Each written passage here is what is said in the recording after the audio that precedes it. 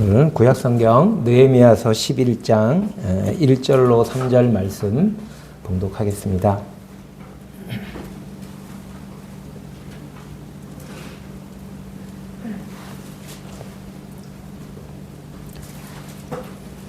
느헤미야 11장 1절로 3절까지 말씀 봉독하겠습니다.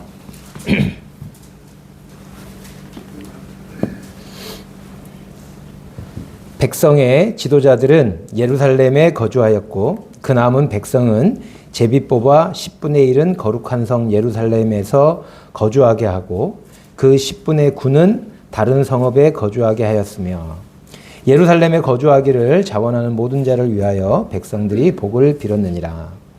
이스라엘과 제사장들과 레위 사람들과 느디님 사람들과 솔로몬의 신하들의 자손은 유다 여러 성읍에서 각각 자기 성읍, 자기 기업에 거주하였느니라. 예루살렘에 거주한 그 지방의 지도자들은 이러하니. 느헤미야 서는 느헤미야가 기록을 했습니다. 느헤미야서는 특이하게 자기가 1인칭으로 내가 이렇게 표현을 하고 있습니다. 잘 아시는 대로 바벨론에서 포로되었던 이스라엘 사람들이 귀환을 하는데 3차에 걸쳐서 1차는 스룹바벨을 지도자로 해서 42,360명이 귀환을 합니다. 왜 귀환을 했냐 하면 성전을 지으려고요. 그 다음에 2차는 에스라를 인도자로 해서 그 제사장과 레위 사람들을 포함해서 몇몇 사람들이 돌아오게 됩니다.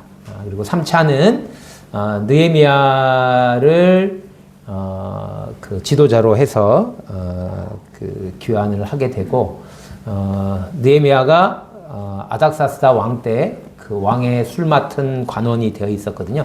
술 맡은 관원이라고 하는 것은 되게 왕의 신뢰를 받고 왕의 최측근 중에 한 명인 거죠. 굉장히 고위직이었습니다.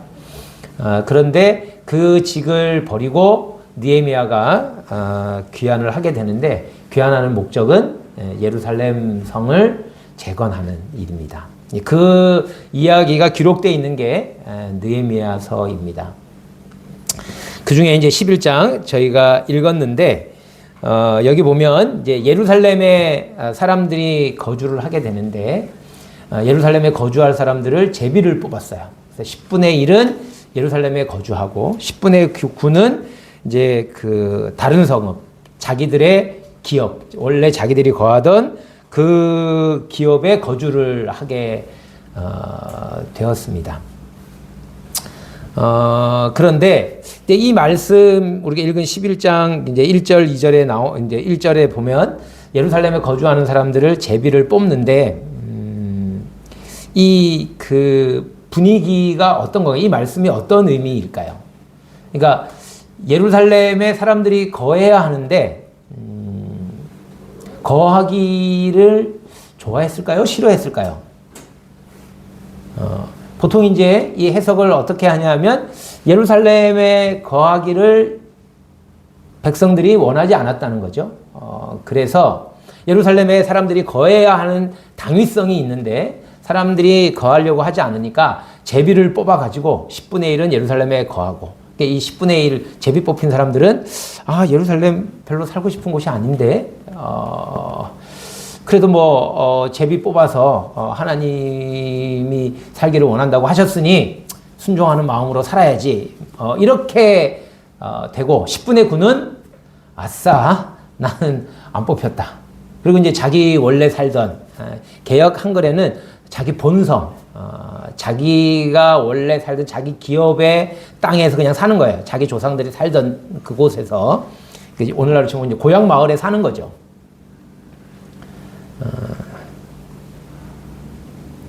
저는 그렇게 10분의 9는 살기 싫었던 예루살렘. 왜 예루살렘이 살기가 싫었냐면 예루살렘이 이스라엘의 수도긴 하지만 이 당시에는 예루살렘이 황폐한 곳이었습니다. 그리고 그 주변에 있는 그 대적들이 예루살렘이 재건되는 것을 원하지 않아요. 그리고 호시탐탐 노리고 있습니다. 그리고 예루살렘이 이렇게 회복될 조짐이 보이면 계속 방해하고 쳐들어오고 뭐 이렇게 되는 거죠. 그러니까 거기 산다는 거는 편안하지가 않습니다. 늘 긴장과 불안 속에 살아야 돼요. 누구나 살고 싶지 않은 곳이었어요. 그러니까 10분의 1은 뽑혔으니 거기 가서 살고 10분의 9는 안 뽑혔으니 자기 성읍에 가서 살면 되는 거죠. 그러니까 이제 10분의 1 뽑힌 사람들이 안 됐잖아요. 그러니까 이제 10분의 9들이 그들을 위해서 이제 복을 빌어주는 그런 모습으로 일반적으로 해석을 하시기도 합니다. 다른 한편으로는 이런 해석이 있을 수 있어요. 제비를 뽑았어요. 10분의 1을. 왜 제비 뽑았느냐? 모두가 다 예루살렘에 살고 싶어 하는 거예요. 근데 다 살 수는 없잖아요? 왜냐면 예루살렘이, 뭐, 작지는 않지만, 그래도 이스라엘 모든 사람들이 살기에는 적합한 곳은 아니에요. 그만큼 넓은 곳은 아니어서 뽑아야 했던 거죠. 모두가 다 예루살렘에 살기를 원했지만, 다 살 수는 없으니 제비를 뽑아서 10분의 1이 당첨된 거죠. 분양권을 얻었어요. 그 10분의 9는 탈락된 거죠.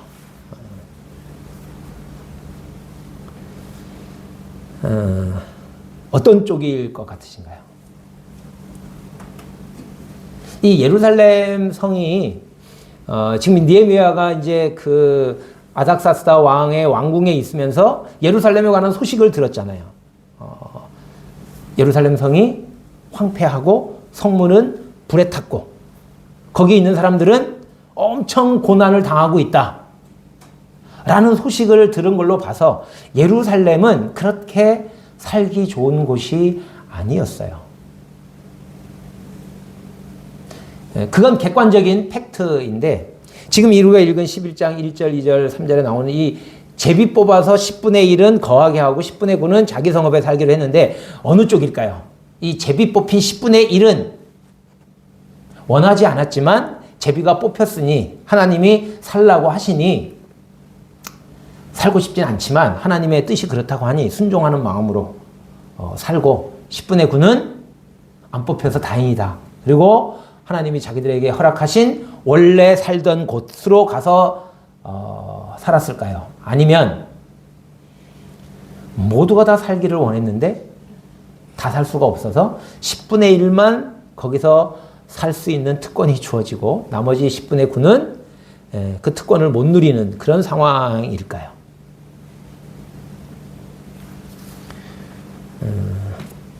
어떤 것이 이 말씀을 기록한 느헤미야, 그 느헤미야를 통해서 이 말씀을 기록하게 하신 하나님의 의도인지는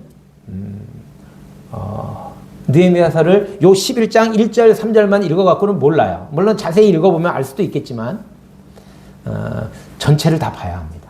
하나님이 왜 느헤미야서를 기록했고 느헤미야서에서 어떤 내용들이 기록되어 있고 그 내용들을 왜 그렇게 기록을 하셨을까를 살펴보면 11장 1절에서 3절이 이해가 됩니다. 자, 이 얘기를 이해하려면 어디로 먼저 돌아가야 되냐면 느헤미야 6장을 보시겠습니다. 느헤미야가 왜 귀환했어요? 예루살렘 성을 재건하기 위해서 귀환을 했습니다.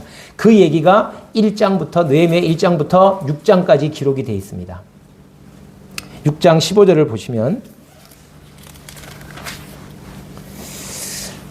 성벽 역사가 52일 만에 엘루럴 25일에 끝나면 엘루럴은 유대의 그 역으로 하면 6월이에요. 6월 25일에 끝났어요. 52일 만에 끝났습니다. 이 대적들이 우리가 잘 아는 것처럼 1장과 6장 사이에 보면 대적들의 방해가 엄청 많았습니다. 방해해도 안 되니까 느헤미야를 죽이려고 계략을 썼어요. 그런데 느헤미야가 다 알아차리고 대처를 잘합니다. 그러면서 성벽을 짓는 일을 했어요. 근데 52일 만에 끝났어요. 이 대적들이 볼 때 자신들이 방해를 하니까 방해를 함에도 불구하고 공사가 계속 되긴 돼요. 그런데 방해를 했으니까 공사가 천천히 지연되고 성벽을 짓는데 오래 걸릴 줄 알았던 거예요. 그런데 52일 만에 끝났어요. 그걸 보고 깜짝 놀란 거예요. 자신들이 그렇게 방해를 했는데도 방해 없이도 52일 만에 했다 그러면 엄청난 건데 방해에도 불구하고 52일이나 된 걸 보고는 이게 하나님이 이 역사를 하셨구나 라는 걸 알게 된 거예요. 16절에 그렇게 써 있죠. 우리의 대적과 주위에 있는 이방 족속들이 이를 듣고 다 두려워하여 크게 낙담하였으니. 왜 낙담했을까요? 자신들이 방해해서 공사가 잘 안 될 줄 알았는데 꼭 52일 만에 된 거예요. 그래서 그들이 우리 하나님께서 이 역사를 이루신 것을 알미니라. 이 이스라엘 사람들이 알았다는 게 아니라 대적들이 안 거예요. 그 뒤에 보면 도비야 대적 중에 중요한 인물 중에 한 명이죠. 이 사람이 맨날 편지 써가지고 느헤미야를 두렵게 하려고 막 했는데도 불구하고 이렇게 됐다는 거예요. 52일 만에 성벽 공사가 끝났습니다. 하나님께서 이 역사를 이루셨어요. 그러면 성벽을 지었으면 이제 뭘 하죠, 보통? 성전을 짓고 난 다음에도 봉헌식을 하잖아요. 오늘날로 말하면 이제 준공식을 해야 되는 거죠. 교회식으로 얘기하자면 헌당식을 해야 되는 거예요. 헌당식을. 그런데 이 성벽 준공을 위한 봉헌식을 합니다. 어디서 하냐면 느헤미야 12장에서 합니다. 느헤미야 12장 27절. 예루살렘 성벽을 봉헌하게 되니. 6장에서 하나님이 놀랍게 성벽 공사를 이루셔가지고 52일 만에 정말 주변에 있는 대적들이 보고 깜짝 놀랄 정도로 하나님이 역사하셨구나. 이게 주변 대적들이 보고 알 정도로. 그러면 성벽이 완성됐으니 봉헌식을 해야 되는데 봉헌식은 느헤미야 12장 27절에 가서야 봉헌식을 하게 됩니다. 그럼 6장에서 12장 27절 사이에 무슨 일이 있었느냐? 아직 봉헌식을 할 정도가 안 됐다는 거예요. 성벽 공사가 성벽을 짓는 일은 끝났지만 역사를 하나님께서 이루셨지만 성벽을 재건하는 일은 아직 다 이루지 않았다는 거예요. 다시 돌아와서 느헤미야 7장을 보시면 7장 1절에 성벽이 건축됨에 문짝을 달고 문짝을 달았어요. 성벽이 다 건축돼서 이제 문짝을 달고 문지기와 노래하는 자들과 레위 사람들을 세웠어요. 제일 먼저 세우는 사람들이 뭐냐면 문지기, 노래하는 자들, 레위 사람들입니다. 왜 이 성벽을 건축했는지를 알 수가 있어요. 이 1차 기원에서 성전 지었잖아요. 잠시 중단된 적이 있지만 전에 에스라서를 말씀드릴 때 얘기했지만 하나님께서 대적들의 방해에 의해서 중단은 됐지만 결코 하나님의 역사를 방해할 수 없다. 그래서 결국은 성전을 짓게 하시잖아요. 그리고 학개와 스가랴의 말씀을 통해서 이 새로 지은 이 성전의 나중 영광에 대해서 말씀해 주셨어요. 이스라엘 사람들이 그걸 보고 굉장히 하나님께 감사하고 그래서 하나님께서 복을 주시고 이러시잖아요. 그런데 시간이 좀 지나서 다 허물어졌어요. 그래서 에스라가 여호와의 율법을 연구하고 율례와 규례를 준행하며 율례와 규례를 이스라엘의 사람들에게 가르치기로 결심하고 올라왔잖아요. 그럴 필요가 생겼거든요. 와서 보니까 말도 아니에요. 기가 막혀 앉아가지고 그래도 소망이 있다. 어떻게 해요? 그들이 그 죄를 뉘우치고 이방 여인과 결혼한 걸 다 끊겠다. 이러고 에스라가 끝났단 말이에요. 그리고 잘 됐을까요? 잘 안 됐어요. 그때 그렇게 됐는데 그래서 이방 사람들을 내쫓았죠. 그런데 그래서 그러면 거룩한 공동체가 됐느냐? 잘 안 됐어요. 왜냐하면 예루살렘 성벽이 없어요. 그러니까 그냥 대적들이 마음대로 들락날락거려요. 예루살렘에 성전이 있는 도시에. 거기에 유대인들이 별로 없어요. 대적들이 막 들어와서 막 휘젓고 다녀요. 그러니까 유대인들이 결심을 했더라도 그렇게 그 결심대로 살지 못하는 거예요. 마치 오늘날 공중의 권세 잡은 자 아래에서 사는 우리들과 비슷한 거예요. 이방인들을 둘러싸여가지고 이방인들이 우리 삶 속에서 깊이 들어와서 이렇게 사니까 그리스도인들이 경건을 지키면서 살기가 어렵다는 거죠. 그래서 어떻게 해요? 대적들이 함부로 하나님의 성전이 있는 이 예루살렘에 들락날락하면서 이스라엘의 신앙을 무너뜨리는 일을 막아야 된다고요. 그러려니까 먼저 해야 될 일이 뭐였을까요? 성벽을 재건하는 일이었어요. 성벽 재건이 목적, 성벽을 세우는 게 목적이 아니었어요. 성벽을 세우는 거는 수단이었어요. 뭘 하려고요? 신앙을 지켜야 해요. 그래서 성벽을 세우고 문짝을 단 다음에 제일 먼저 한 사람이 뭐예요? 문지기. 노래하는 사람. 레위인들을 세웠습니다. 뒤에 또 다시 말씀을 드리겠지만. 하여튼 그랬어요. 그 다음에 그 예루살렘을 다스리는 사람들을 세웠습니다. 그리고 느헤미야가 성문을 언제 열고 언제 닫을 거냐. 늦게 열고 일찍 닫아요.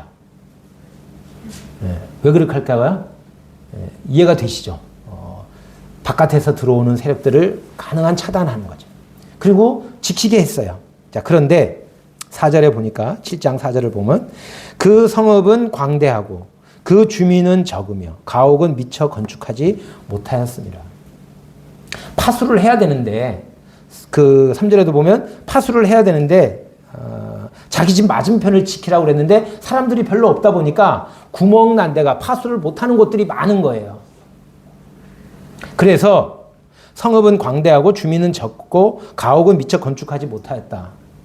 성벽이 하나님의 역사하심으로 다 이루어져 다 완성됐는데 아직 못한 게 있는 거예요. 제가 이 말씀을 보면서 제목을 뭐라 다느냐면 이제부터 시작이다. 성벽이 하나님의 역사로 이루어져도 52일 만에 이루어진 게 끝이 아니에요. 시작입니다. 느헤미야의 사역의 시작이에요. 그럼 느헤미야가 해야 될 일이 뭘까요? 이 4절 말씀을 근거로 해서 보면 예루살렘에 성벽은 다 지어졌어요. 근데 예루살렘은 뭐예요? 거민을 많이 있게 해야 돼요. 그리고 그 사람들이 거기 들어와서 가옥을 짓고 살아야 합니다. 예루살렘 성벽을 재건할 때는 집을 짓지는 않았던 것 같아요. 다른 지역에서 막 사람들이 몰려와서 지었거든요. 그러니까 아마 천막 치고 지었을 것 같아요. 근데 이제 예루살렘에 거주하는 사람들을 세워야 합니다. 느헤미야가 이걸 어떻게 해야 될까? 5절에 보니까 7장 5절을 보시면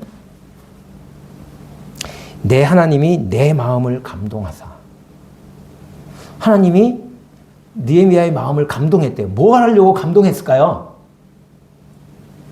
이 느헤미야가 이렇게 기록하는 이유가 뭐예요? 하나님이 왜 감동하셨어요? 감동의 내용이 자세히 나와 있지는 않지만 그 뒤에 일어나는 일이나 전후 문맥을 보면 예루살렘에 거민들이 예루살렘에 거하는 거민들이 많게 만들어야 되는데 어떻게 할 거냐?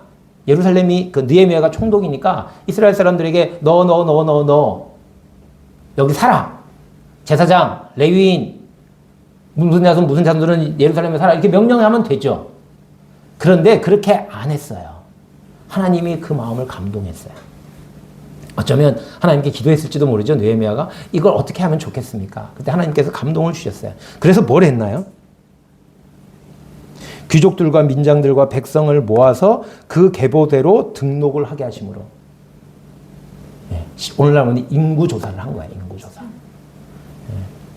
다윗 때는 사단이 격동해가지고 인구조사를 했는데 여기는 하나님의 마음을 감동하셔서 인구조사를 하게 했어요. 계보대로.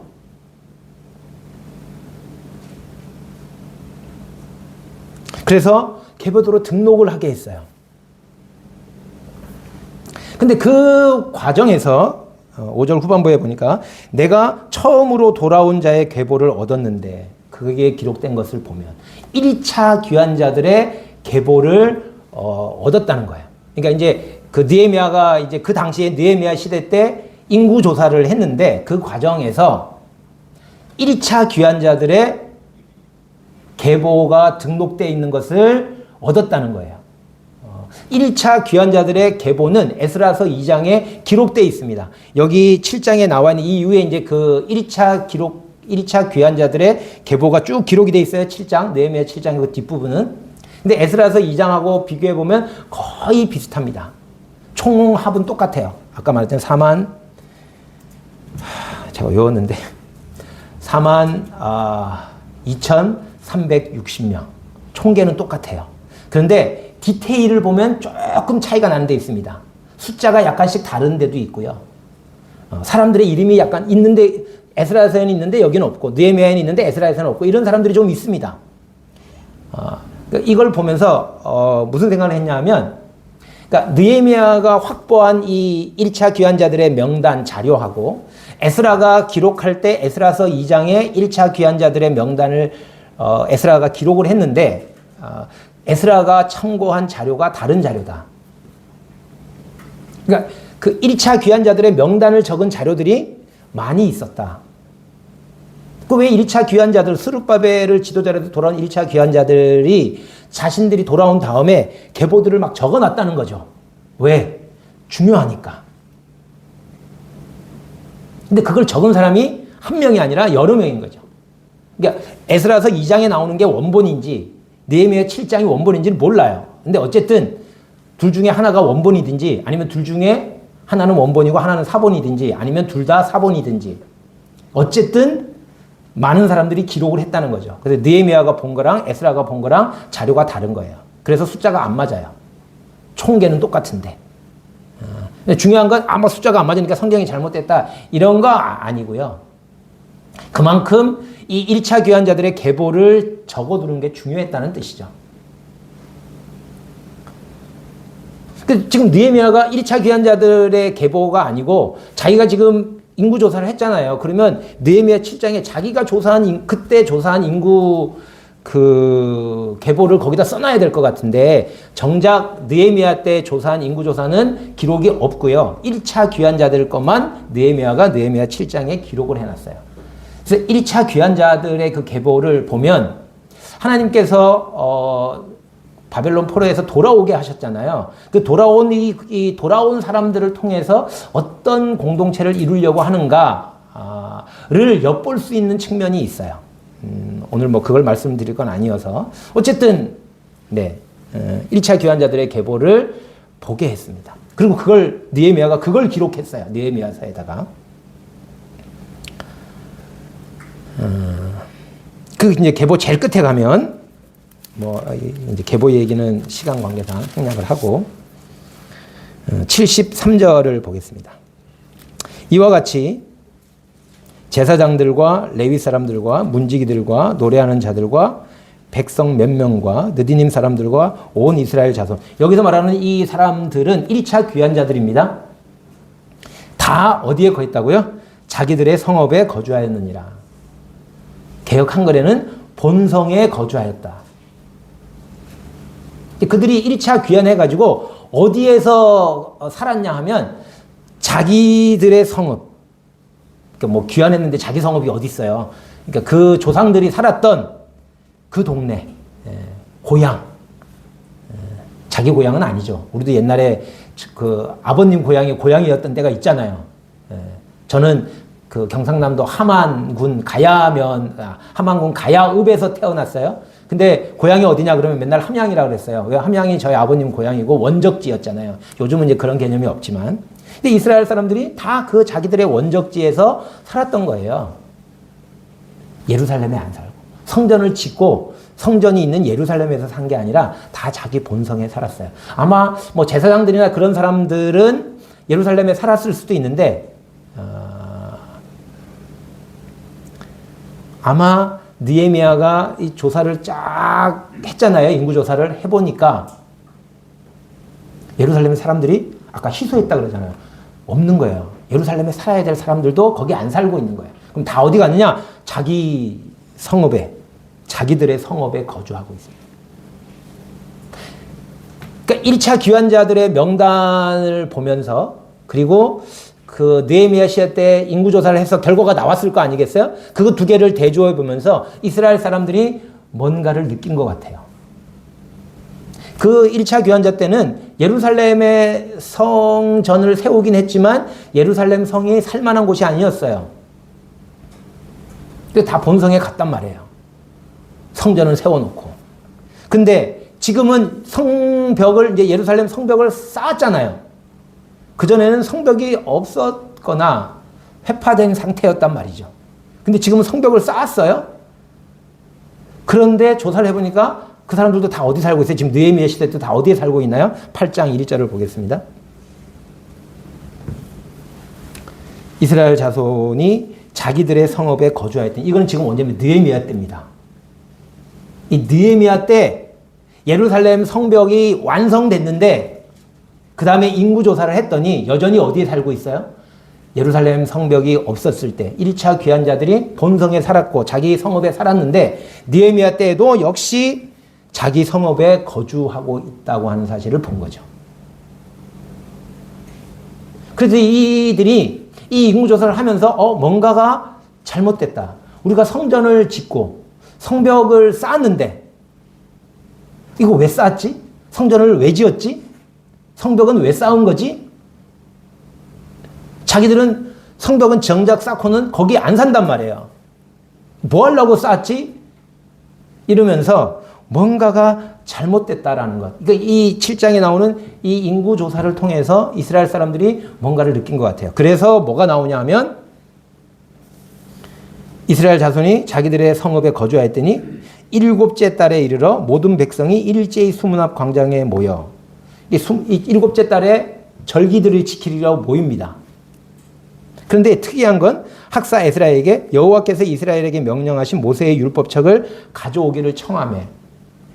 이렇게 기록해. 백성들이 청한 거예요. 물론 백성들이 청하지 않아도 말씀을 읽었을 수도 있죠. 근데 백성들이 7월에 모였는데 어디서 모여? 예루살렘에 있는 수문 앞에서.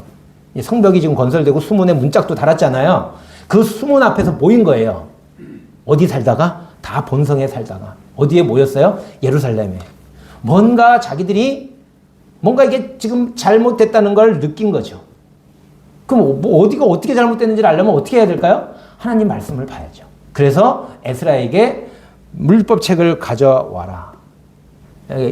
벌써 말씀을 배우겠다는 태도가 돼 있는 거예요.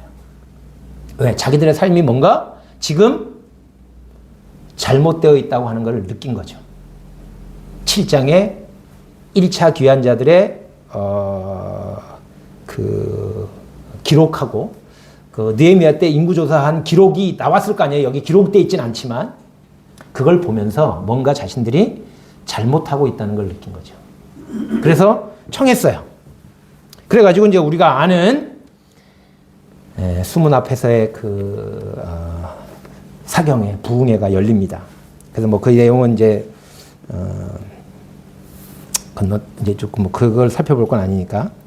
그래서 이제 이 사람들의 말씀을 대하는 태도가 놀랍죠.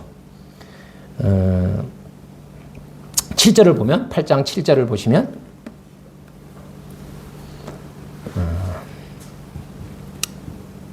예수아와 바니와 세레바와 야민과 악굽과 사부대와 호다야와 마아세야와 그리다와 아사레아와 요사밧과 하난과 블리야와 레위 사람들은 백성이 제자리에 서 있는 동안 그들에게 율법을 깨닫게 하는데, 이제 에스라가 단에 서서 하나님 말씀을 낭독을 하거든요.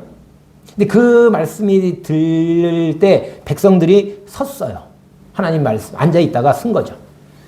근데 그들이 서 있을 동안에 레위 사람들이 가까이 가서 에스라는 이렇게 하고 있는 거고 저처럼 여기 이제 말씀을 낭독하는데 그 다 알아듣는 게 아니니까 옆에 탁탁 붙어가지고 말씀을 그들에게 율법을 깨닫게 해요.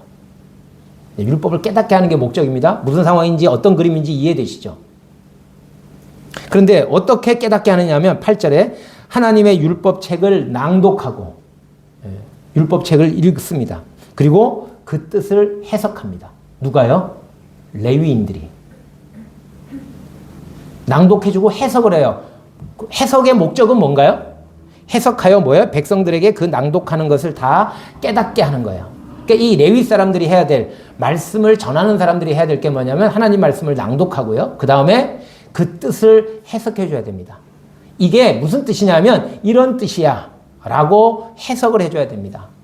그러니까 워딩이 나오는데 하나님이 말씀하신 그 워딩이 율법책에 기록되어 있는데 그 워딩을 정확하게 보게 하고 그게 무슨 뜻인지를 해석해 줍니다. 왜 그렇게 해요? 말씀을 깨닫게 하려고요. 그러니까 성경을 가르치는 사람은 최대한 그걸 해야 됩니다. 해석을 해서 그 사람이 깨달을 수 있도록. 이 말씀을 가르치는 레위 사람들이 잘 해야 되는 거예요. 그래야 백성들이 깨닫게 되는 거죠. 물론 레위 사람들이 잘한다 하더라도 백성들이 못 깨달을 수도 있어요. 그거는 백성들의 몫입니다. 이게 깨닫는 거는 말씀을 가르치는 사람과 말씀을 듣는 사람들이 합작해야만 깨달을 수 있어요. 근데 말씀을 전하는 사람은 자기는 깨달을 수 있어도 그 사람을 억지로 깨닫게 할 수는 없어요. 할 수 있는 일은 뭐냐면 낭독하고 그 뜻을 해석해 주는 거죠. 제가 성도님들에게 지금 여기서 할 수 있는 일은 그거밖에 없어요. 이렇게 이 말씀이 무슨 뜻이다라는 걸 해석을 해드리면 성도님들이 좀 깨닫기가 쉬울 것 같다라고 해서 그렇게 하고 있는 거예요. 깨닫는 건 성도님들 몫입니다. 자, 그렇게 했어요. 그랬더니 9절에 백성이 율법의 말씀을 듣고 다 울어요. 왜 울까요? 말씀을 보니까 자신들이 잘못됐다고 하는 게 보이는 거예요. 말씀이 거울이잖아요. 딱 보니까 자기들이 잘못되어 있다는 게 딱 보인 거죠. 그래서 웁니다. 그런데 느헤미야, 에스라, 레위 사람들이 백성들에게 뭐라고 얘기하냐면 오늘은 너희 하나님 여호와의 성일이니까 슬퍼하지 말고 울지 말라. 그리고 10절에 보니까 느헤미야가 너희는 가서 살찐 것을 먹고 단 것을 마시고 즐거워하라는 거죠. 살찐 것 먹고 단 것을 하나님 주신 축복을 누리면서 만약에 준비하지 못한 사람이 있으면 나누어 주라. 이날은 우리 주의 성일이니 근심하지 말라. 여호와를 인하여 기뻐하는 것이 너희의 힘이니라. 레위 사람들도 근심하지 말고 기뻐하고 즐거워하라고 그래요. 그래서 울던 사람들이 이게 지금 오늘이 울 때가 아니구나. 기뻐할 때구나. 하나님이 주신 은혜와 그 복에 대해서 감사하고 기뻐하고 즐거워하는 축제를 즐겼습니다. 12절을 보니까 모든 백성이 곧 가서 먹고 마시며 나누어 주고 크게 즐거워하니. 그러니까 울었는데 에스라와 느헤미야와 레위 사람들이 오늘은 성일이니까 기뻐하라. 그리고 살찐 것을 먹고 단 것을 마시고 준비하지 못한 사람들에게 나눠주라. 그랬더니 백성들이 어떻게 했어요? 곧 가서 그대로 했어요. 순종한 거죠. 그랬더니 그 뒤에 뭐라고 되어 있냐 하면 12절 끝부분에 이는 그들이 그 읽어 들려준 말을 밝히 함이라. 자, 레위인들이 낭독하고 해석을 해줬어요. 뭐 하려고요? 깨닫게 하려고요. 그래서 아마 깨달았을 수도 있어요. 그렇구나. 그래서 우는 사람들이 생긴 거죠. 근데 그 말씀의 진정한 뜻은 울라고 하는 데 있는 게 아니고 뭐 하는 데 있었어요? 기뻐하라는 데 있었어요. 그래서 그 말씀에 순종해가지고 특별히 다른 사람들, 준비하지 못한 사람들에게 자기 걸 나누어 줬잖아요. 그렇게 하니까 뭐가 되겠어요? 말씀을 밝히 아는 거예요. 이거는 말씀을 순종한 사람들이, 깨닫는 거에서 끝나는 사람들이 많이 있습니다. 특별히 저 같은 사람들이. 근데 여기 이 백성들은 깨닫는 데서 나아가서 말씀을 밝히 알았어요. 어떻게 해요? 그 말씀을 순종했거든요. 울고 싶었어요. 그런데 말씀이 기뻐하라 그러니까 그 말씀에 따라서 기뻐했어요. 그래서 그 자기들이 깨달았던 그 말씀이 무슨 뜻인지를 밝히 알게 된 거예요. 성도님들이 이렇게 되시기를 바랍니다. 교회에서 어떤 형제님들이 또는 다른 성도님들이 성경을 읽고 그 뜻을 해석해 줄 수 있죠. 그건 교회에서 할 수 있는 건 거기까지죠. 깨닫는 건 성도님들의 몫입니다. 더 나아가서 성경을 밝히 아는 것, 이것은 순종하는 사람들만이 알 수 있는 거예요.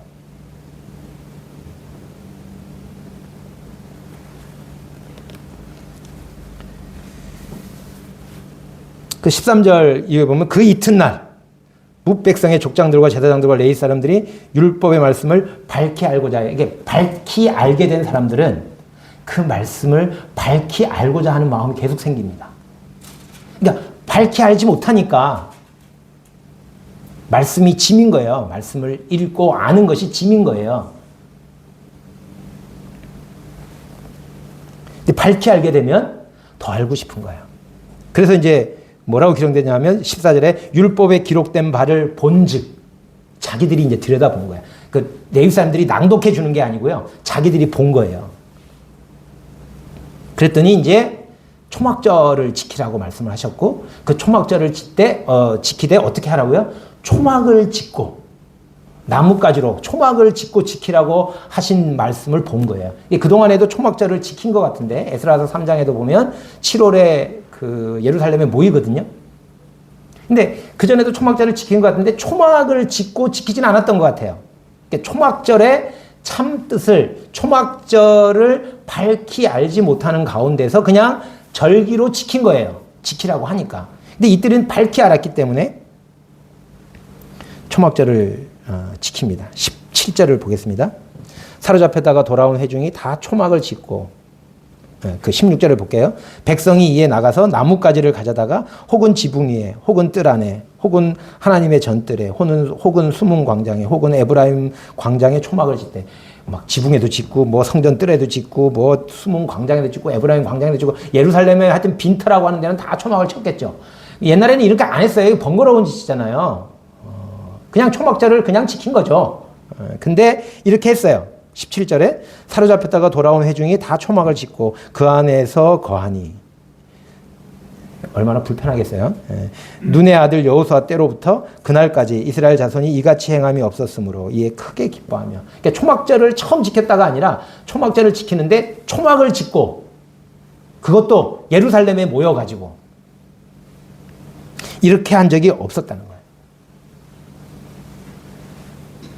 18절에 에스라는 첫날부터 끝날까지 날마다 하나님의 율법책을 낭독하고 무리가 이래 동안 절기를 지켰어요. 7월 15일부터 7일 동안 7월 22일까지 초막절을 지킵니다. 축제의 날이에요. 크게 기뻐하고 즐거워하는 날입니다. 비록 초막에 살지만 하나님이 우리를 옛날에 우리가 이렇게 초막에 살고 어려움을 겪었었는데 이제 이렇게 우리가 지금 초막에 사는 건 아니거든요. 지금 우리 이렇게 번듯하게 살게 하셨다. 그 과거를 돌아보면서 하나님의 은혜를 감사하고 찬양하는 게 초막절입니다. 그리고 8일째 되는 날 성회를 열어요. 이게 초막절을 7월 15일부터 22일까지 지키고 8일째 되는 날, 그러니까 7월 23일이죠. 7월 23일에 성회를 열었습니다. 성회는 뭘까요? 그 지나간 일주일간의 초막절 정리해야죠. 하나님께 감사하고. 그 다음에 뭐예요? 계속 초막절을 짓고 살아요? 초막에서 계속 살아요? 아니면 이제 원래의 삶으로 돌아가야 되잖아요. 일상의 삶으로 돌아가는 복귀 시기에 일종의. 이제 초막절 모였던 거 해단식. 해단식하고 일상으로 돌아가는 거죠. 8일째 성회를 열었습니다. 그런데 9장 1절을 보니까 그달 수모 나은 날 8일 23일 날 성회를 열고 이제 초막절 끝나는 절기를 지킨 거 폐회식을 했어요. 그럼 이제 돌아가야죠. 일상으로. 그런데 9월 24일 그 다음 날 이스라엘 백성들이 어떻게 했어요? 다시 모였습니다. 다 모여서 뭐 했어요? 어제까지 즐거워하고 기뻐했거든요. 24일 날 모여서 뭐 했어요? 금식하며 굵은 베옷을 입고 티끌을 무릅쓰고. 왜요? 즐기는 날이었지만 이들은 잊지 않았어요. 하나님 우리에게 복을 주셨구나. 와, 기뻐하고 즐거워하고 막 이렇게 절기를 지켰지만 그들이 그 말씀을 듣고 깨달았을 때 그들이 자신들이 지은 죄를 보고 자신들이 잘못되어 있다는 걸 깨달았던 것, 그걸 잊지 않았습니다. 자기들이 어떤 존재였는지를 잊지 않았어요.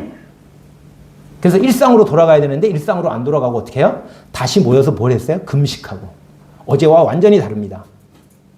굵은 베옷을 입고 티끌을 무릅쓰고. 자기가 티끌이라는 거죠.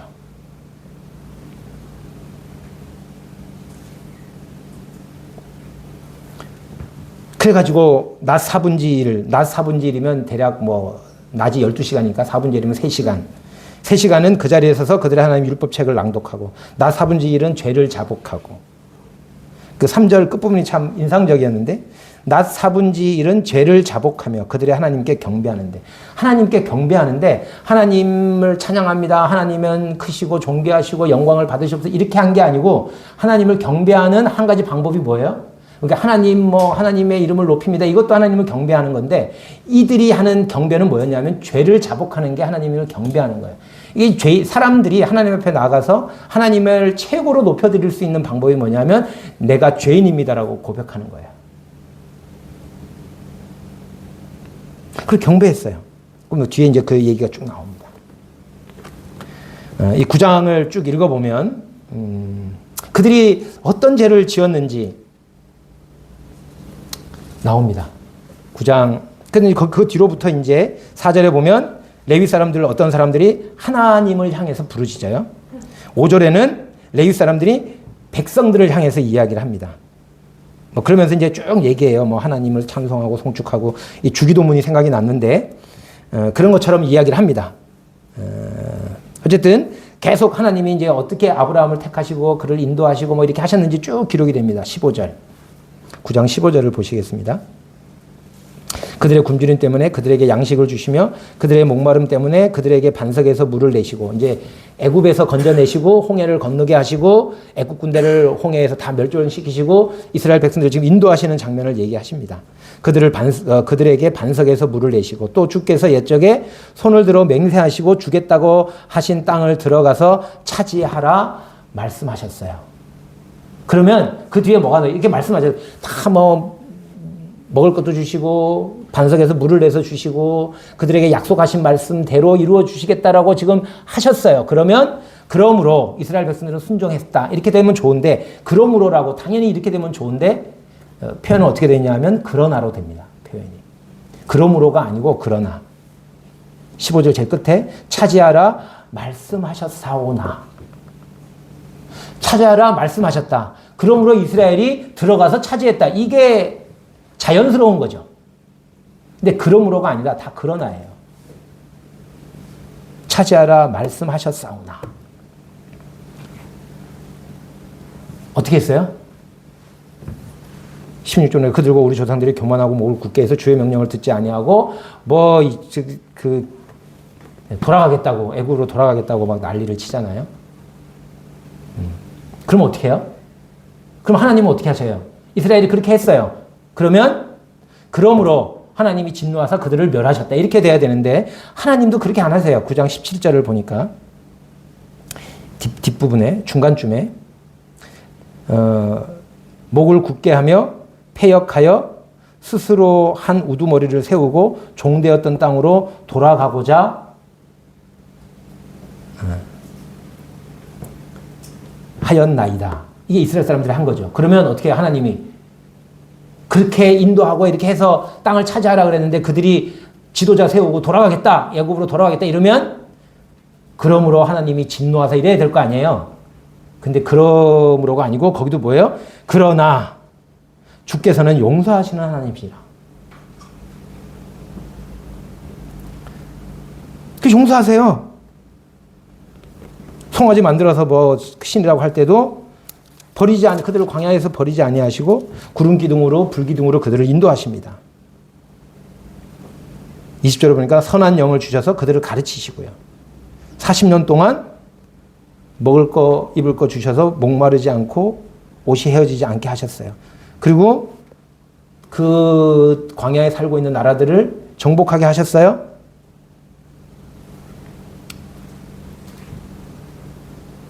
(20) 5절을 보겠습니다. 18절 먼저 한번 볼게요. 18절에도 그 송아지 사건 뒤에도 뒤에 보면 하나님을 제일 끝부분에 하나님을 크게 모독하였사오나. 송아지를 만들어가지고 이게 우리를 인도한 하나님이라고 하면 그렇게 모독했는데도 하나님은 크신 긍휼로 그 위에 이제 그들을 광야에서 버리지 아니하시고 인도하셨는데 25절을 보면 그들이 견고한 성읍들과 기름진 땅을 점령하고 모든 아름다운 물건이 가득한 집과 판 우물과 포도원과 감람원과 허다한 과목을 차지하여 배불리 먹고 살찌고 주의 큰 복을 즐겼다. 그러므로 그들이 하나님을 찬양하고 경배했다. 이게 순리인 거죠. 근데 이게 순리인데 순리를 영리로 즐겨 싸우나 이게 되죠. 그들은 순종하지 아니하고 주를 거역하며 이렇게 쭉쭉쭉쭉 나갑니다. 이것들 이게 그 당시에 이스라엘 사람 그들이 7월 24일 날 모여서 죄를 자복할 때 자신들이 죄인이라고 자복한 거예요. 이게 사실 열조들의 조상들의 죄잖아요. 근데 그 조상들의 죄를 자신의 죄로 인정하고 회개합니다. 하나님은 어떻게 하셨나요? 27절 끝부분에 보면 주의 크신 긍휼로 그들에게 구원자들을 주어 그들의 대적의 손에서 구원하셨거늘. 네, 구원하셨다. 그러므로 이렇게 되는데 구원하셨거늘 이런 걸 보니까 또 구원하셨는데 어떻게 했어요? 또 그렇게 안 했죠. 28절을 보겠습니다. 28절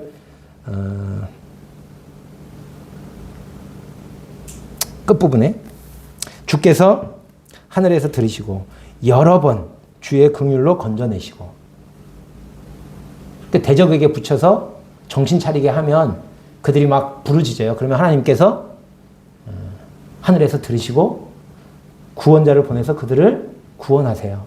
어떻게 해요? 한두 번이 아니에요. 그냥 그 다 나열할 수가 없으니까 여러 번.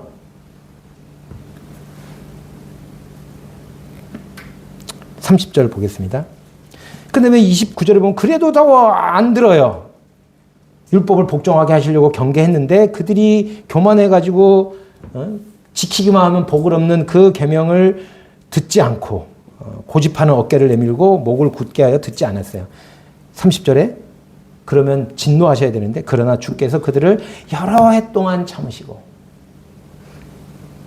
그러니까 하나님이 하신 일과 그들과 그들의 조상들이 한 일이 쫙 열거돼요.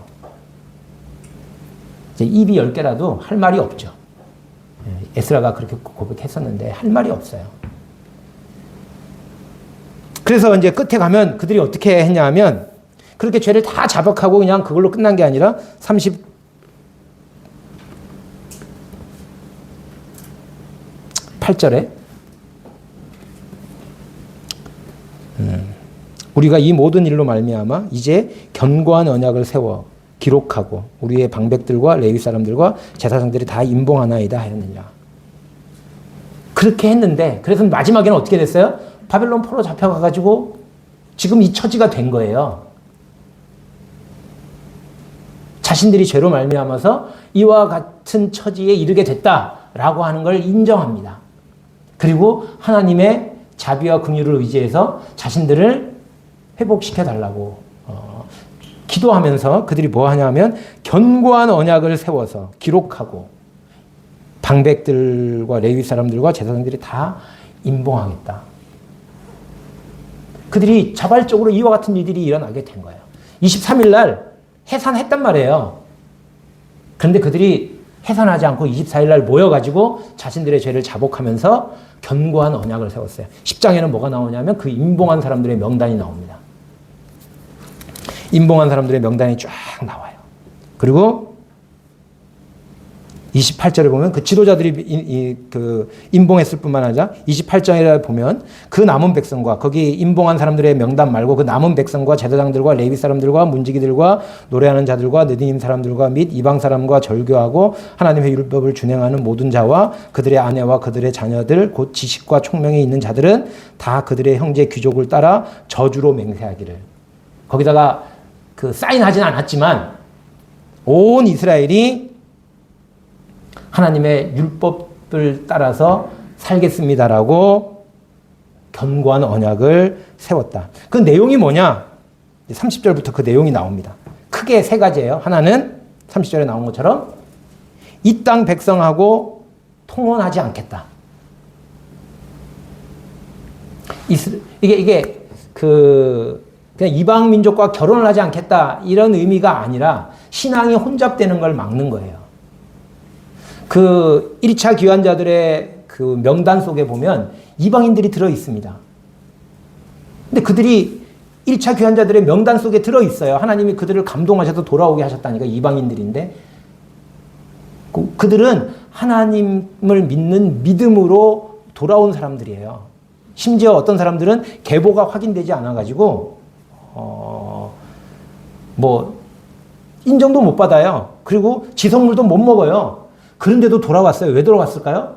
성전 지으려고요. 하나님이 감동해 주셨거든요. 그러니까 이 1차 귀환자들은 이스라엘의 혈통대로 돌아온 사람들이 아니라, 이스라엘의 혈통을 보존한 사람들이 아니라 믿음, 그리고 하나님이 주신 그 가치를 중심으로 해서 그걸 믿는 믿음으로 돌아온 공동체예요.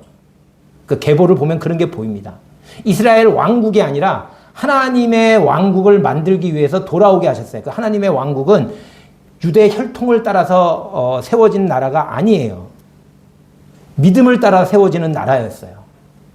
그래서 여기 이방 백성하고 통혼하는 문제는 이들은 하나님께 돌아온 사람들이 아니라 하나님 믿지 않는 사람들과 통혼한 거죠. 그래서 뭐가 됐냐 하면 하나님도 섬기고 이방도 섬기고, 이거는 하나님을 그 여러 신들 중에 하나로, 그 성경이 말하는 유일하신 하나님이 아니잖아요.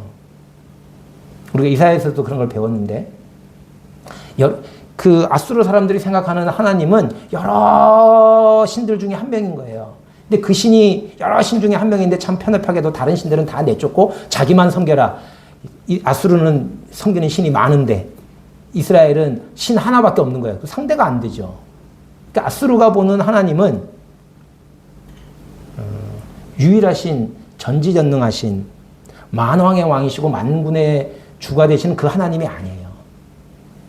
왜? 이스라엘이 하나님을 그렇게 안 믿었거든요. 이스라엘이 하나님을 그냥 우상 중에 하나로, 왜? 하나님도 섬기고 우상도 섬기니까, 우상 중에 하나로 여기니까 아수르도 당연히 그렇게 아는 거예요. 그 이방인들의 입에서 하나님을 조롱하는 그런 얘기가 들리게 되는 현실인 거죠. 이사야에서 우리가 배우던 그 현실이. 어쨌든 이방인과 통혼을 안 하겠다. 이거 뭐 하나님을 믿는 신앙으로 살겠다 이거죠. 두 번째, 31절을 보면 안식일을 지키겠다. 그리고 그 31절 끝부분에 보면 안식년 지켜서, 안식년 7제마다 땅을 쉬게 하고 모든 빚도 탕감해주고, 원래 안식년이 있었던 거죠. 안식일에 막 물건을 사고 팔아요. 안식일도 먹고 살아야 되잖아요. 안식일에 장사하면 이득을 볼 수 있는데 그거 안 하겠다는 거죠. 그리고 7년째 땅을 쉬면 손실이 막대하잖아요. 그해 월급도 안 받고 월급 없이 쉬어야 되는데, 사실 하나님은 그 전에 다 2배로 주겠다고 약속하셨는데 어쨌든 이 당시에 그렇게 안 살았으니까. 이게 자기 욕심을 이루는 신앙, 자기 중심의 신앙에서 어떻게 해요? 하나님 중심의 신앙으로 돌아가겠다, 이런 표현인 거죠. 그래서 안식일, 안식년 지키겠다. 그 다음에 32절에 우리가 또 스스로 규례를 정해서, 이게 율법이 정한 게 아니에요. 스스로 규례를 정해서 해마다 세겔의 3분의 1을 수납하여, 뭐 그 뒤에는 이제 율법이 정한 건데 어쨌든 성전을 위해서 헌물을 내는 거죠. 그러면 그걸 가지고 레위인들이 그걸 가지고 생활을 하면서 하나님 섬기는 일을 하고, 레위인들은 또 그 중에 10분의 1을 제사장에게 드려서 제사장의 직무를 하게 해요. 그런 일을 하겠다. 제일 마지막에 10장 제일 끝에요. 그리하여 39절입니다. 10장 39절. 39절의 제일 끝부분. 그리하여 우리가 우리 하나님의 전을 버려두지 아니하리라. 그러니까 하나님의 전을 그동안에 방치했어요. 방치했다는 게 뭐냐 하면 레위인과 제사장들이 거기서 섬겨야 되는데, 그들이 섬기려면 그들이 쓸 거를 공급해야 되거든요. 근데 이스라엘이 그걸 안 했다는 거예요. 그러니까 레위인들이 자기 살 길 찾아서 다 그냥 나가버렸어요. 그러니까 하나님의 성전이 황무하게 된 거죠. 지어놓기만 하면 뭐예요? 거기서 예배가 안 드려지고 있는데. 그래서 이들이 뭘 결심했냐 하면 성전을 버리지 않겠다. 성전을 버려두지 아니하리라. 라고 굳게 언약을 세웠다고요. 그리고 지도자들이 사인하고 모든 백성들이 저주로 맹세했어요. 자, 그리고 11장이에요. 그래서 이제 백성의 지도자들이 어떻게 해요? 백성의 그 사인했던 백성의 지도자들은 어떻게 하나요? 예루살렘에 거해요. 나머지 백성들은요. 자, 예루살렘에 거하는데 10분의 1을 제비 뽑았어요. 예루살렘에 살기 싫은데, 뽑혔으니까 어쩔 수 없이 살아야지. 10분의 9는, 나는 예루살렘에서 안 살아도 되네. 야, 다행이다. 지금 이런 분위기인가요? 어떤 분위기인가요? 네, 백성들이 모두 예루살렘에 살고 싶어 하는 거예요. 지금 7장, 8장, 9장을 이렇게 거치면서 하나님이 말씀으로 그들을 이렇게 부흥케 하셨다고. 견고한 언약을 세우게 하셨어요. 그런데 예루살렘 너무 위험한 땅이니까 나 못 살겠어 이러겠어요? 하나님 예배드리는 성전이 있고 성전이 있는 이 예루살렘에서 거하는 것이야말로 우리가 1차 귀환자들이 귀환하고 성전을 세운 목적이고 우리가 성벽을 그렇게 방해에도 불구하고 하나님께서 놀랍게 역사하셔서 성벽을 재건하게 하신 이유가 여기에 있네. 그걸 알게 되고 그리고 견고한 언약으로 임봉하잖아요. 그러니까 어떻게 해요? 자연스럽게 예루살렘에서 살자. 근데 어쩔 수 없이 10분의 1만 살 수밖에 없었던 거죠. 10분의 1이 선택된 거예요. 그러니까 이들이 10분의 1이 예루살렘에 살지만 사실 모든 백성이 다 예루살렘에서 살겠습니다. 라고 하는 결정을 한 거죠. 뭐 때문에? 말씀에 근거해서. 근데 현실은 모두가 다 살 수가 없었어요. 하나님은 10분의 1만 살도록 허용하셨습니다. 인도하셨어요. 여러분들 우리가 제비 뽑을 때 안 하려고 하니까 억지로 뽑는 그런 제비 뽑기 아니죠. 예. 요즘 이렇게 하는 보면 이제 벌칙 당할 사람, 이런 사람들 제비 뽑습니다. 어디 심부름 가야 되는데, 가기 싫거든요. 다 안 가려고 그러니까 제비 뽑아서 보내요. 이런 걸 하다 보니 성경에 제비 뽑기 나오니까 똑같이 생각해요. 유대 땅 가나안을 정복한 다음에 제비 뽑을 때, 안 뽑히기를 바란다. 이랬을까요? 제비 뽑히기를 바랬을 거 아니에요. 마띠아를 얻을 때, 가룟 유다를 대신할 자리를 뽑을 때, 사람들이 다 사도 안 하려고 막 이렇게 하는데, 그 중에 억지로 그냥, 너 이제 뽑혔으니까 사도해야 돼. 이렇게 했을까요? 아니면 그 사도의 직분을 다 같이 받고 싶어 했을까요?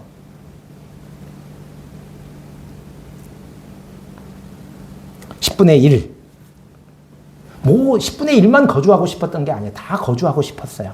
근데 하나님께서 10분의 1만 허락하셨습니다. 10분의 9는 뭐 했어요? 2절을 보니까 11장 2절을 보니까 예루살렘에 거주하기를 자원하는 모든 자를 위하여 백성들이 복을 빌었느니라. 저는 적어도 10분의 1 뽑힌 사람들. 근데 뽑힌 사람들뿐만 아니라 이스라엘 전체가 다 예루살렘에 거주하기를 자원하는 사람들이었다고 생각합니다. 그런데 하나님께서 모두가 자원한다고 모두가 자기가 원한다고 원한 대로 다 되는 건 아니잖아요. 하나님께서 그 중에서 불러 쓰시는 사람이 있어요. 10분의 1을 부르셨어요. 그럼 10분의 9는 어떻게 된 거예요? 하나님이 너는 원했으나 너는 다윗이 성전을 짓겠다고 했지만 하나님이 안 돼 그러셨잖아요. 그 10분의 9는 자기도 예루살렘에 살고 싶었는데 하나님이 거절하셨잖아요. 제비 뽑기도 안 뽑혔단 말이에요. 그러니까 어떻게 해요? 하나님이 나를 받아주시지 않네? 상처를 받고 떠나갔나요? 어떻게 했다고요? 백성들을 위하여 자원한 10분의 1 그 사람들, 예루살렘에 살게 된 사람들을 위해서 어떻게 해요? 복을 빌어줬어요. 축복했습니다.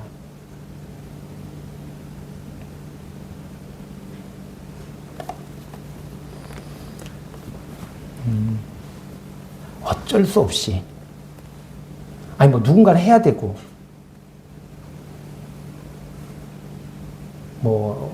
그러니까 난 사실 하고 싶진 않은데 하나님이 하라고 하시니까 순종하는 마음으로 해야지. 네, 그렇게도 할 수 있죠. 근데 지금 느헤미야서를 보면 그렇게 한 게 아니에요. 예루살렘에 거하는 사람들이. 하나님께서 느헤미야의 마음을 감동하시고 이스라엘 백성들이 이렇게 예루살렘에 거하고 싶어 하도록 하셨어요. 그냥 명령해가지고 너 살아. 이러면 아마 반발했겠죠. 근데 하나님께서 감동하셔가지고 인구를 조사하게 하시고 그걸 통해서 뭔가를 느끼게 하시고 수문 앞에 모이게 하시고 말씀을 깨닫게 하시고 뭐 이런 과정을 지금 쭉 우리가 살펴본 것처럼 그렇게 다 하셔가지고 마음을 감동하셔서 다 살게 하신 거예요. 그렇다고 다 원대로 되진 않았지만 그들을 위해서 복을 빌어주고 11장에는 그 예루살렘에 거주한 사람들의 명단이 쫙 나옵니다. 이 영광스러운 명단이에요. 다 이렇게 막 예루살렘에 거주하고 싶어 하면 참 좋을 것 같아요. 우리 모두가 2025년을 보내고 2026년을 맞이하는데 막 하라고 하면 어쩔 수 없이 뭐 하긴 해야겠지. 필요가 있으니까. 교회에 또 이런 필요도 있고 또 이런 일이 되어져야 되고 그러니까 어쩔 수 없이 뽑히면 하겠습니다가 아니고 다 하고 싶어하는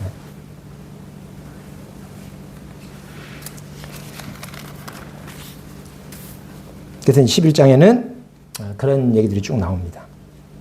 12장에는 갑자기 제사장들과 레위 사람들의 명단을 이야기해요. 성벽을 재건하고 예루살렘 중심의 삶을 살겠다고 백성들이 선언을 하고 그걸 순종하는 겁니다.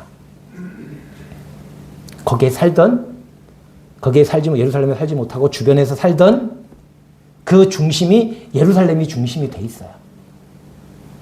그럼 예루살렘을 왜 거기서 사는 거예요?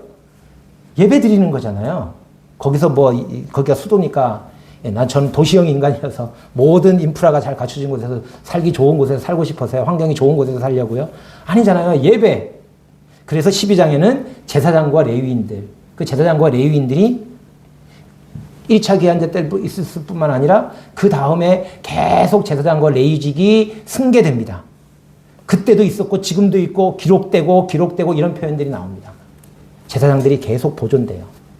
예배 중심의 삶이 예배가 중심이 되는 그런 삶이 시작됩니다. 그리고 아까 본 것처럼 그렇게 다 됐을 때 봉헌식이 이루어집니다. 27절에. 봉헌식 장면도 기록이 돼 있어요. 막 두 때로 나눠가지고 한쪽은 에스라, 한쪽은 느헤미야가 이렇게 뭐 앞서거니 뒤서거니 하면서 성을 이렇게 삥 봅니다. 그래서 둘이 만나는 곳에서 그 봉헌식의 하이라이트는 감사하는 노래, 그 다음에 찬송하는 노래, 감사와 찬송이 울려 퍼집니다. 43절 이날의 무리가 큰 제사를 드리고 느헤미야 12장 43절입니다. 이날의 무리가 큰 제사를 드리고 심히 즐거워하였으니 이는 하나님이 크게 즐거워하게 하셨습니다. 부녀와 어린아이도 즐거워하였으며 예루살렘이 즐거워하는 소리가 멀리 들렸느니라. 즐거운 날이었어요. 근데 뭐 어떻게 했냐면 무리가 큰 제사를 드렸대요. 그냥 제사가 아니고 큰 제사. 어떤 제사일까요? 여기에 제사의 개념은 우리가 알고 있는 구약의 그 희생 제물을 드리는 제사의 개념이 살짝 아니에요. 그럼 희생 제사를 안 드렸느냐? 드렸을 것 같아요. 근데 희생 제사 플러스 뭐예요? 희생 제사는 죄를 고백하는 제사거든요. 자기를 대신해서 희생 제물이 죽고 그 피를 뿌리는 거잖아요. 근데 여기에 제사는 즐거워하는 제사예요. 왜 그렇게 했냐면 하나님이 크게 즐거워하셨어요. 그래서 희생제사 플러스 감사와 찬송의 노래가 드려지는 제사. 감사와 찬송의 제사. 여기 뭐 재물 잡고 단에 불 사르고 이런 개념은 안 나오잖아요. 오히려 뭐가 강조되고 있냐면 감사하는 노래, 찬송하는 노래를 부르는 그 제사가 강조되고 있습니다.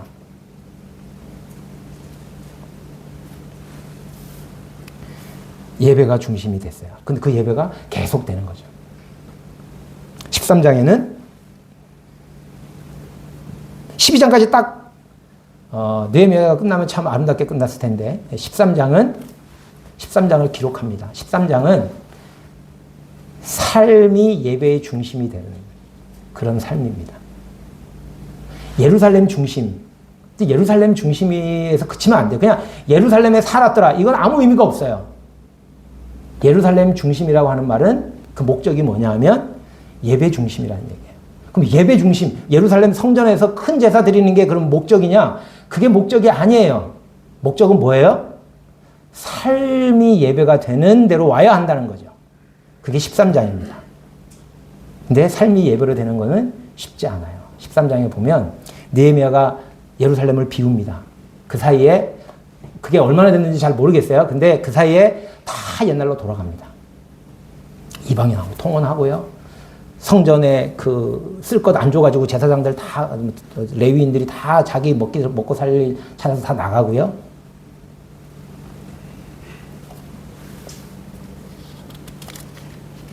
그래서 다시 이제 13장에 보면 다시 예레미야가 다시 다 바로잡아요. 느헤미야가 다시 다 바로잡아요. 느헤미야 마음 가운데 낙심이 될 수도 있어요. 저는 이 말씀 보면서 선을 행하다가 낙심하지 말지니 피곤하지 아니면 때가 있음에 거두리라. 느헤미야가 잠시 자리를 비웠더니 그냥 다 원위치. 다시 다 새로 세워야 했어요.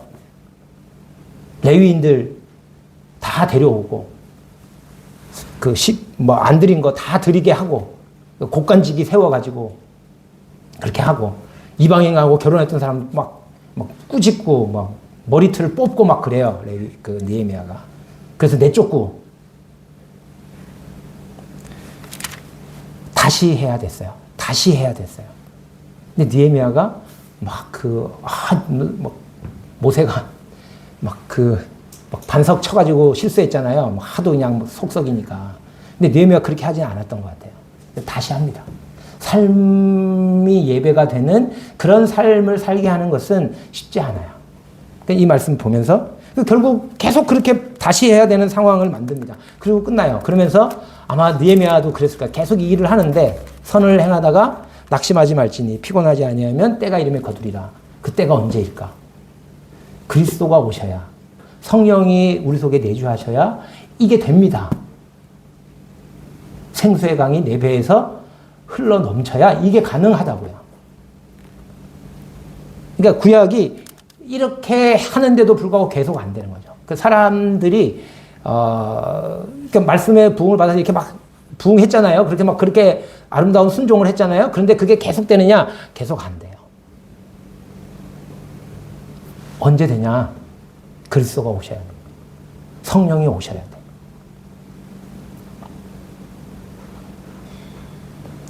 느헤미야가 마지막에 내 하나님이여 나를 기억하사 복을 주옵소서. 느헤미야 13장 마지막 절입니다. 뭔 복을 달라고요? 느헤미야가 내가 이렇게 하나님 열심히 했으니까 저는 장수하고 제 자손도 잘 되고 부하게 해주고 이게 복이었을까요? 느헤미야의 이 기도는 몇 번 나오는데 이런 비슷한 기도가 자신이 한 이 일이 계속되게 해주기를, 이스라엘 백성들이 정말 견고한 언약대로 살게 되기를 바라는 것. 이게 느헤미야가 받는 최고의 복이에요. 이스라엘 백성들이 그렇게 살게 해 주십시오. 끝까지 포기하지 않고 그렇게 한 거죠. 그래도 안 돼요. 언제 되냐? 그리스도를 통해서 된다는 거죠. 그리스도가 하셔야 되는 겁니다.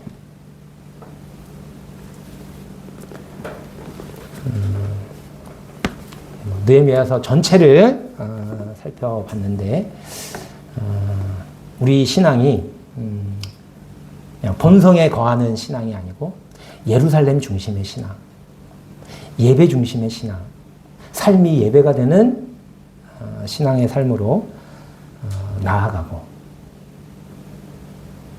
포기하지 않고 낙심하고 피곤해서 낙심하고 그래서 포기하지 말고 계속하는 거죠. 그리스도께서 우리 속에서 그렇게 하다 보면 그리스도께서 우리 속에서 이루십니다. 이게 내 힘으로 되는 게 아니구나. 그러니까 율법을 열심히 내 힘대로 열심히 살아봐야 이게 내 힘으로 되는 게 아니고 하나님으로 말미암아 되는 거구나.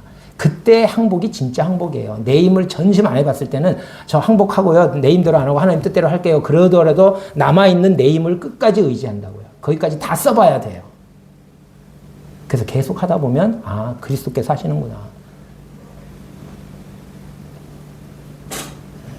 그렇게 목표는 삶이 예배가 되는 그런 삶을 사는 데까지